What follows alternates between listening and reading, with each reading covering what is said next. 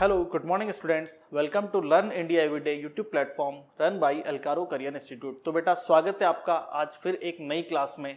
Last class में alkyl halides का classification किया था और एल्किल हैलाइड्स का जो क्लासिफिकेशन होता है ये दो बेसिस पे होता है। हमने कल की क्लास में एल्किल हैलाइड का क्लासिफिकेशन फर्स्ट बेसिस पे पढ़ा था, वो था on the basis of number of halogen atoms, मतलब एल्किल हैलाइड्स में या हेलो एल्केन में कितने हैलोजन एटम प्रेजेंट हैं उसके बेसिस पर उसका क्लासिफिकेशन हम लास्ट क्लास में कर चुके थे। और आज की क्लास में हम हेलो एल्केन्स जो है, हेलो एल्केन्स का क्लासिफिकेशन हम कार्बन एटम की नेचर पे करेंगे। कार्बन एटम किस तरह का प्रेजेंट है यहाँ पे, वो sp3 हाइब्रिडाइज्ड है या वो sp2 हाइब्रिडाइज्ड है, उस पर डिपेंड होगा। तो इस बेसिस पे हम इसका क्लासिफिकेशन करते हैं। ठीक है, आइए देखिए हम टॉपिक स्टार्ट करते हैं।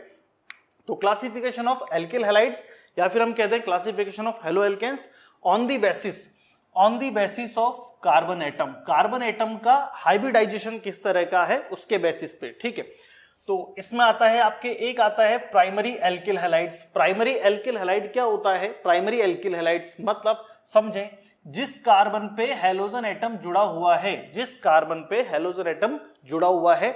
आपको पता है कार्बन एटम की जो टोटल वैलेंसीज होती है 4 होती है, टोटल 4 संयोजकता होती है। एक carbon atom maximum 4 bonds formation करता है, 4 बॉन्ड बनाता है। अब बात करें यहाँ पे कार्बन ने एक बॉन्ड पे तो हैलोजन से बॉन्ड बना लिया और दूसरे बॉन्ड पे एक बॉन्ड पे ये किसी एल्किल ग्रुप बोले तो किसी कार्बन चेन से बॉन्ड बना ले। अब इसकी बची हुई दो वैलेंसीज पे केवल हाइड्रोजन जुड़ सकते हैं। इसकी दो वैलेंसी पे केवल हम हाइड्रोजन जोड़ दें। ठीक है, तो इस तरह का जो कार्बन है वो एक 1 डिग्री कार्बन या प्राइमरी कार्बन या प्राथमिक कार्बन कहलाता है। अब कैसे कहेंगे इसको कि इस तरह के एल्किल हैलाइड्स में, या हम कह दें प्राथमिक एल्किल हैलाइड या प्राइमरी एल्किल हैलाइड में हैलोजन एटम जिस कार्बन से जुड़ा है उस कार्बन की केवल एक संयोजकता या एक वैलेंसी पे एल्किल ग्रुप जुड़ा हुआ है।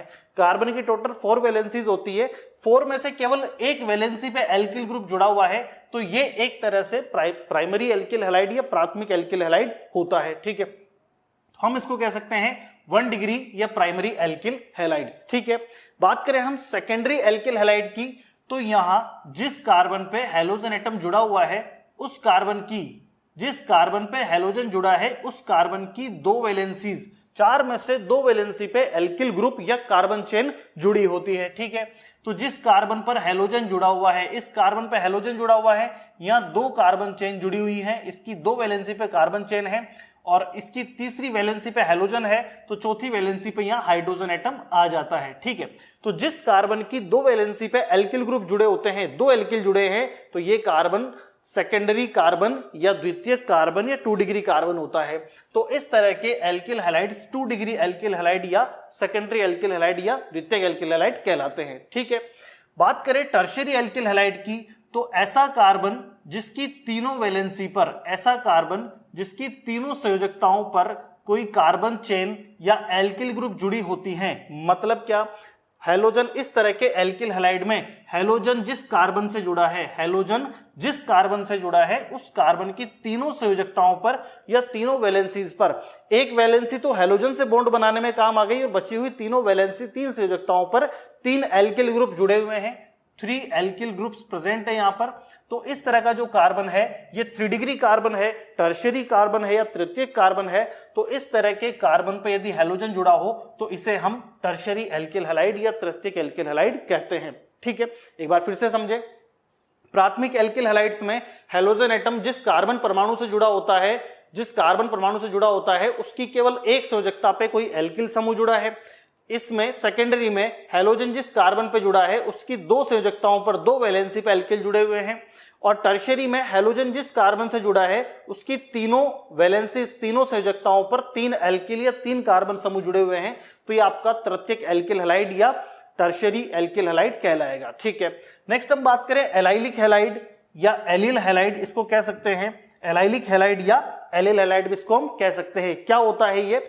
जब आपके समझना जैसे CH2 double bond, CH2 single bond और यहां हम क्लोरीन, एक हैलोजन अटैच कर देते हैं, क्लोरीन लेते हैं। ठीक है, अब समझे यहां क्या होता है, आपका हेलोजन एटम जिस कार्बन परमाणु से जुड़ा है, हेलोजन एटम, हेलोजन परमाणु या क्लोरीन परमाणु जिस कार्बन से जुड़ा है, क्लोरीन परमाणु जिस कार्बन से जुड़ा है, इस कार्बन को अच्छे से चेक करें। इस कार्बन ने एक तो ये सिंगल बॉन्ड बनाया हुआ है, ये एक सिग्मा बॉन्ड होता है। सिंगल बॉन्ड हमेशा याद रखें, अगर कार्बन कार्बन के बीच केवल एक सिंगल बॉन्ड बना हुआ है तो ये सिग्मा नेचर का होता है। अगर डबल बॉन्ड बने हुए हैं तो एक सिग्मा होता है, एक पाई होता है। और ट्रिपल बॉन्ड अगर बना हुआ है तो एक सिग्मा होता है और 2 पाई बॉन्ड होते हैं। कार्बन कार्बन के बीच अगर एक सिंगल बॉन्ड है तो वो सिग्मा होगा, एक डबल बॉन्ड है तो एक सिग्मा बॉन्ड होगा, एक पाई होगा, और एक ट्रिपल बॉन्ड है तो एक सिग्मा और 2 पाई बॉन्ड होते हैं। अब एक चीज हमेशा याद रखें, हाइब्रिडाइजेशन से हम कह सकते हैं, या हाइब्रिडाइजेशन या संकरण जिसे आप हिंदी में कह सकते हैं, हाइब्रिडाइजेशन में केवल सिग्मा बॉन्ड्स का फॉर्मेशन होता है, पाई बॉन्ड का फॉर्मेशन नहीं होता। हाइब्रिडाइजेशन से केवल सिग्मा बॉन्ड्स बनते हैं, पाई बॉन्ड नहीं बनते। इट मींस आपको हाइब्रिडाइजेशन के लिए केवल सिग्मा बॉन्ड ही काउंट करने हैं। लाइन को ध्यान से सुने, ध्यान से समझें। हाइब्रिडाइजेशन से केवल सिग्मा बॉन्ड बनते हैं, हाइब्रिडाइजेशन से केवल सिग्मा बॉन्ड बनते हैं, पाई बॉन्ड नहीं बनते।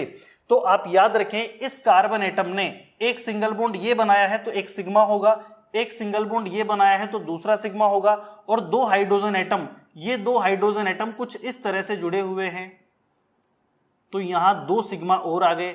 तो ये जो कार्बन है, ये जो कार्बन आपको नजर आ रहा है, ये कार्बन यहां पर टोटल, इस कार्बन ने टोटल यहां पर 4 सिग्मा बॉन्ड्स बनाए हैं, टोटल 4 सिग्मा बॉन्ड बनाए हैं। तो total number of sigma bond अगर 4 है तो total number of hybrid orbitals या टोटल संकरित कक्षकों की संख्या, टोटल हाइब्रिड ऑर्बिटल अगर 4 सिग्मा बॉन्ड है तो टोटल हाइब्रिड ऑर्बिटल्स यहां 4 होंगे।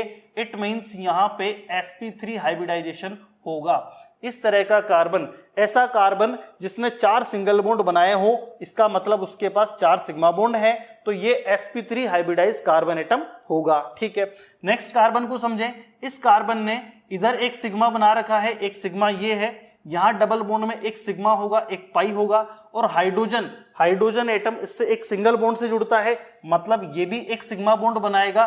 तो इस कार्बन के पास टोटल सिग्मा बॉन्ड्स कितने हैं? इस कार्बन के पास 1 सिग्मा, 2 सिग्मा और 3 सिग्मा, टोटल 3 सिग्मा बॉन्ड्स हैं। और 3 सिग्मा बॉन्ड का मतलब होता है ये एक sp2 हाइब्रिडाइज कार्बन होता है। ठीक है, तो ध्यान से समझना, एलाइलिक हैलाइड में क्या होता है, एलाइलिक हैलाइड या एलिल हैलाइड में क्या होगा, इसमें हेलोजन एटम जिस कार्बन से जुड़ा होता है, इसमें हेलोजन एटम जिस कार्बन से जुड़ा होता है वो sp3 हाइब्रिडाइज्ड या sp3 संकरित कार्बन होता है, और ये sp3 संकरित कार्बन आगे जिस कार्बन से जुड़ा होता है ये sp2 संकरित कार्बन होता है। ठीक है, तो ये आपका एलाइलिक हैलाइड कहलाएगा। ठीक है, तो एलाइलिक हैलाइड में क्या होता है, halogen atom is directly attached with sp3 hybridize carbon atom which is further या which is next attached with sp2 hybridise carbon atom. तो ये आपका एलाइलिक हैलाइड होता है। ठीक है,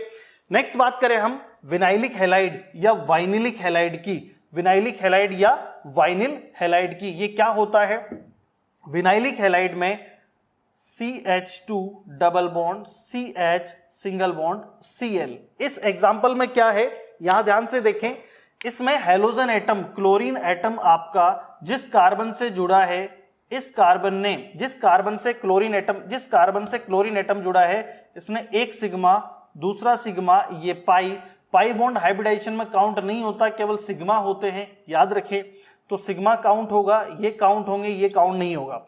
इस कार्बन पर हेलोजन जुड़ा है और इस कार्बन ने एक सिग्मा, 2 सिग्मा, और हाइड्रोजन ने भी एक सिग्मा बॉन्ड से ही जुड़ा हुआ है, हाइड्रोजन एटम भी सिग्मा बॉन्ड से जुड़ा है। तो इस कार्बन ने टोटल 3 सिग्मा बॉन्ड बनाए हैं।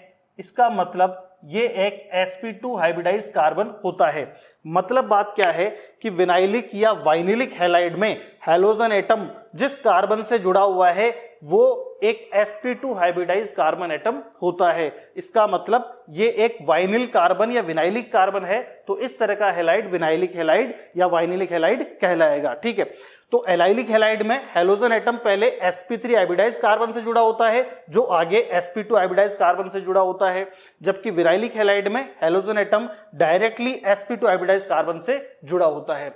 नेक्स्ट हम बात करें बेंजिल हैलाइड या बेंजाइलिक हैलाइड। इसमें पहले एक बेंजीन रिंग होती है और बेंजीन रिंग का जो एक बेंजीन रिंग से एक कार्बन जुड़ा होता है, जैसे हम CH2 और यहां हम Br लिख दें। ठीक है, इसमें क्या है, इस एग्जाम्पल में आपके हैलोजन एटम, ब्रोमीन जो एटम है, ये जिस कार्बन से जुड़ा है, इस कार्बन ने ये सिग्मा और 2 हाइड्रोजन में भी 2 सिग्मा बॉन्ड हैं, तो टोटल ये 4 सिग्मा बॉन्ड बनाता है। इसका मतलब ये एक sp3 हाइब्रिडाइज कार्बन होता है, sp3 हाइब्रिडाइज कार्बन होता है।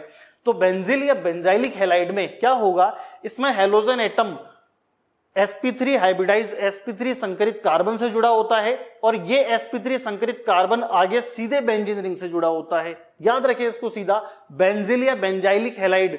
बेंजिल या बेंजाइलिक कुछ एलाइलिक जैसा नजर आएगा कि पहले तो हैलोजन एटम sp3 वाले से जुड़ा है, हैलोजन एटम पहले sp3 वाले कार्बन से जुड़ा है, बट आगे वो sp3 वाला कार्बन जो नेक्स्ट कार्बन है वो sp2 वाले से जुड़ा होता है।